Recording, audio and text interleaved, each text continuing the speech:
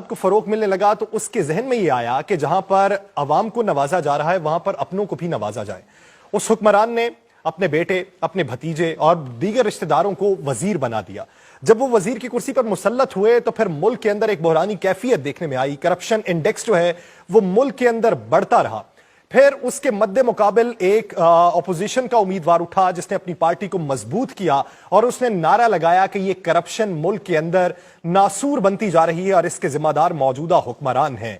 फिर आम इंतखाबात हुए और आम इंतखाबात के बाद वो दूसरा सरबराह जो अपोजिशन का उम्मीदवार था वो मुल्क पे हुक्मरानी की कुर्सी पर बराजमान हो गया। उसने ये नारा लगाया कि मुल्क को बेहतरी की जानिब गामजन करूंगा। उसने केसेस बनाए उनके ऊपर जो पहले हुक्मरान थे। उसने कहा कि ये दोनों भाई मुल्क को जुंकों की तरह खा चुके हैं, इन दोनों भाइयों ने करप्शन बहुत ज्यादा की है और उसने उन पे केसेस वो खुलवाए कि इन्होंने मुल्की खजाने को किस हद तक नुकसान पहुंचाया है और इस मुल्की खजाने से अपनी जायदादों में किस हद तक इजाफा किया है। जब पुराने हुक्मरानों ने यह देखना शुरू किया कि हमारे ऊपर तो केसेस खुलना शुरू हो गए हैं, उन्होंने फिर से मुत्तहिद होने की कोशिश की, मुख्तलिफ ताकतों को अपने साथ में लाने की कोशिश की कि हमें दोबारा से बरसरे इक्तदार लाया जाए।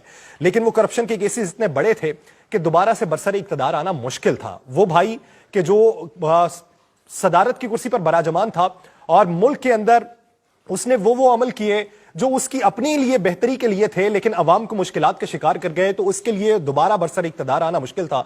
तो उसने ये फैसला किया कि अपने छोटे भाई को मुल्क की जो बागदौड़ है वो दे दी जाए और उसने दूसरी ताकतों को ये कहा कि मेरे भाई को दोबारा से लाया जाए।